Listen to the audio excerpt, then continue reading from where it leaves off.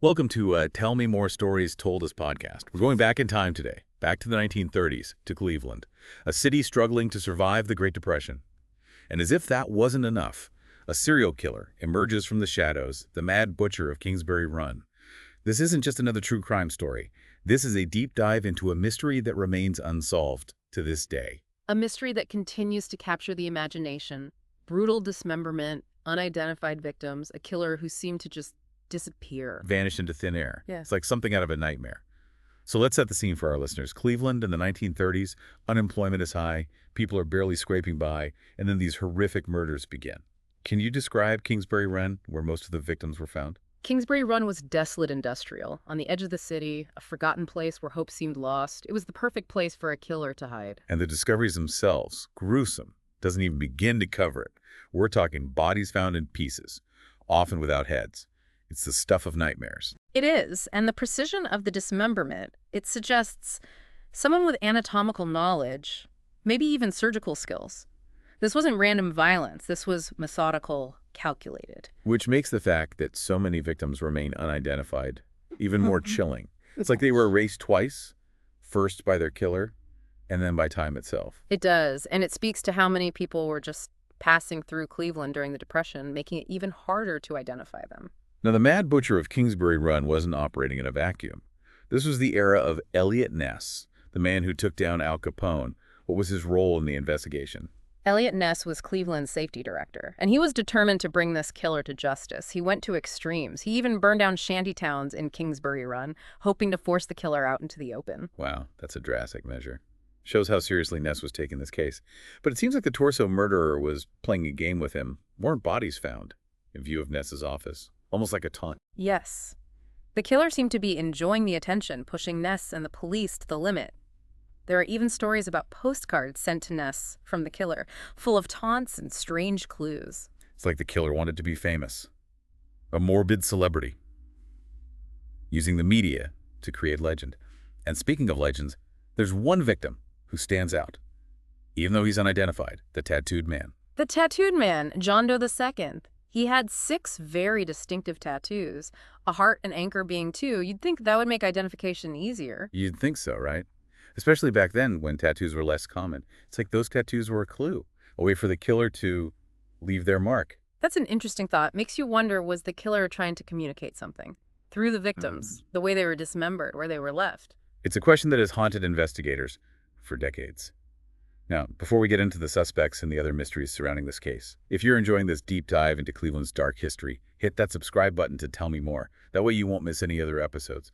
We have so many more stories to tell. We're just getting started. We still have to talk about the suspects, the possible connection to murders in Pennsylvania, and the disturbing question of whether the torso murderer might have continued killing in other parts of the country. We do. And the suspects in this case are just as fascinating as the murders themselves. 2 names really stand out: Frank Dolezal and Dr. Francis Sweeney. Okay, let's start with Dolezal. What made him a suspect? Well, Dolezal knew one of the victims, Florence Polio, and he had a history of violence. He was actually arrested for her murder, but then things took a strange turn. A twist in the plot. I'm intrigued. What happened to Dolezal?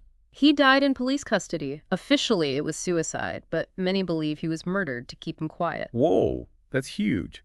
A suspect dies under mysterious circumstances while in police custody. Yeah. You could see why people would come up with conspiracy theories about this case. Was there any evidence that pointed to Dolezal being innocent, or was he a legitimate suspect? There was some evidence that made him look guilty, but his death just left more questions unanswered. Some think he was a scapegoat protecting someone more powerful, someone with the skills and the means to commit these horrific crimes and then cover it all up. Which brings us to the second suspect, Dr. Francis Sweeney. He sounds like he walked right out of a psychological thriller. Tell me more about him. Dr. Sweeney was a veteran of World War I. He struggled with alcoholism and mental health issues, and he had surgical skills, which, as we discussed earlier, aligns with the precision of the dismemberments. And to make things even creepier, he's the one who supposedly sent those haunting postcards to Eliot Ness. Right? It's like something out of a horror movie. The killer toying with the detective playing a twisted game. It's definitely a chilling detail. Sweeney was questioned extensively, and he even passed 2 polygraph tests. But there wasn't enough evidence to charge him. He was never officially charged with any of the torso murders. So we have 2 main suspects. One dead under mysterious circumstances, and the other somehow always managing to stay one step ahead of the law. It's baffling. Makes you wonder if there could have been more than one killer involved. Do you think? That's a theory that has been explored, especially when you consider the sheer brutality of these crimes and the possible connection to other murders, the murder swamp killings in Pennsylvania. Right, those unsolved murders. That also happened along railroad lines, similar to the Kingsbury Run killings. Is there any evidence that connects the two? The similarities in the way the victims were killed and the fact that they were found near railroad tracks has led some investigators to believe that the torso murderer may have been a transient traveling by train and leaving a trail of bodies behind. That's a terrifying thought. The idea that this killer could strike anywhere at any time, it adds a whole other level to the mystery. It does, and it reflects the reality of that time. The Great Depression forced so many people to live a transient lifestyle, hopping freight trains, looking for work, or just trying to survive. It's possible the killer was one of them, moving from city to city, fading into the background.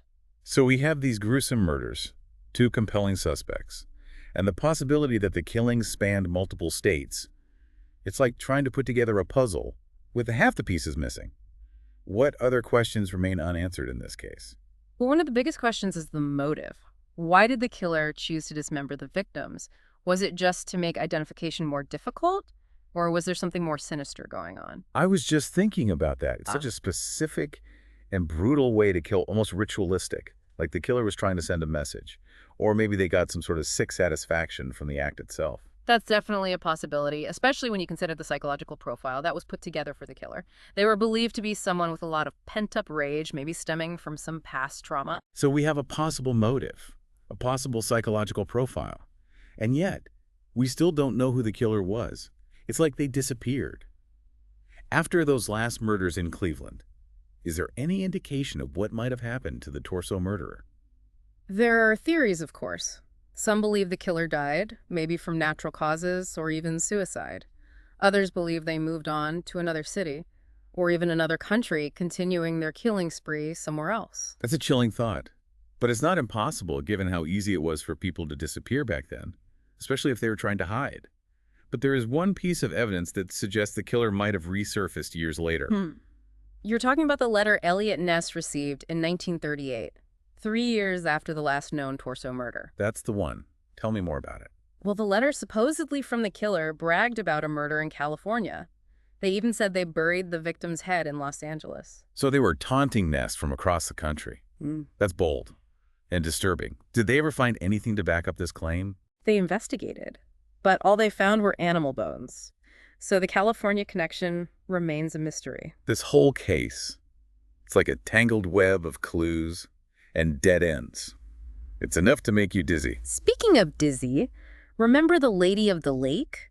Her lower torso washed up on the shores of Lake Erie in 1934, a year before the officially recognized torso murders started.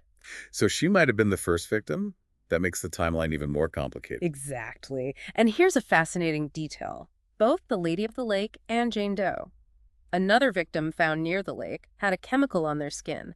It's believed to be lime chloride. Lime chloride. Isn't that used to preserve things? Why would the killer want to preserve the bodies? Wouldn't they want them to decompose? That's the strange part. It's possible the killer mistook lime chloride for quicklime, which is used to speed up decomposition. So instead of helping the bodies decompose, they accidentally preserved them. That's a macabre twist. It really is, and it shows that the crimes weren't always carefully planned, which makes it even harder to figure out the killer's motives and methods. Okay, so we've talked about the victims, the suspects, and the possible geographical scope of these crimes, but there's still so much we don't know. That's true. We're left with a ton of unanswered questions. Was there more than one killer? What was the motive behind these brutal acts? Did the torso murderer really just disappear? And why did they dismember their victims in such a specific and gruesome way?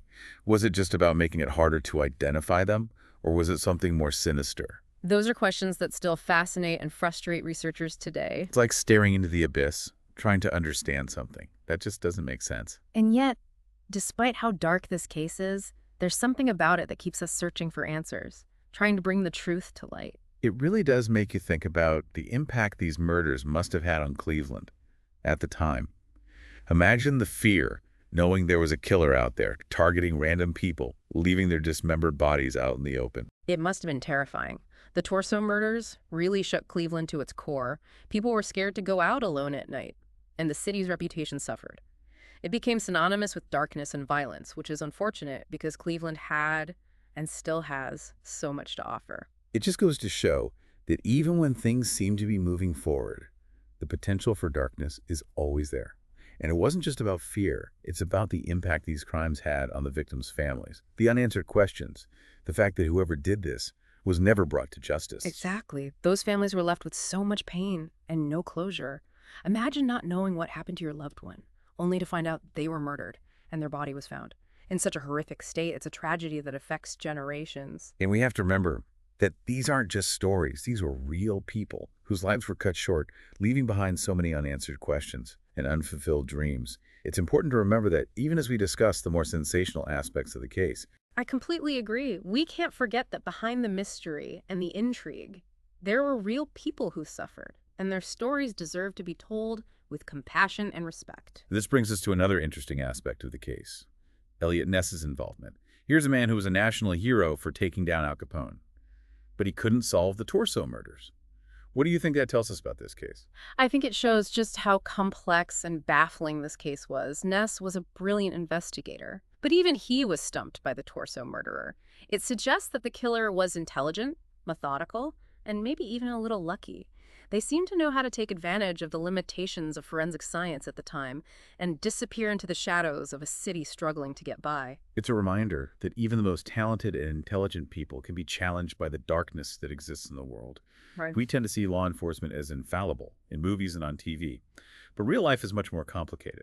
Cases like this show us that sometimes justice isn't served, and some mysteries may never be solved. That's a really important point. And it makes you wonder, why are we so drawn to stories about unsolved crimes? What is it about these mysteries that continue to fascinate us even decades later? I think it's the human need to try to understand the world around us. When we encounter something as senseless and brutal as the torso murders, we try to find answers. We try to find order in the chaos. It's a way of dealing with the darkness and reassuring ourselves that justice, even if it's delayed, will eventually prevail. I think you're right, and I also think it has to do with our fascination with the unknown. The torso murderer remains an enigma, a shadowy figure who emerged from the darkness, committed these horrible acts, and then seemingly vanished without a trace. It's a story that continues to capture our imagination, reminding us that there are still secrets out there, waiting to be uncovered. That's a great way to put it. The Cleveland torso murderer may never be identified, but their story will continue to fascinate and horrify us, urging us to confront the darkness within ourselves and within society. And that brings us to the end of our deep dive into this dark chapter of Cleveland's history. We hope you found it as captivating and thought-provoking as we did. Don't forget to subscribe to Tell Me More Stories Told Us podcast for more incredible journeys into the past, the present, of the unknown. Until next time, keep exploring, keep asking questions, and keep those lights on.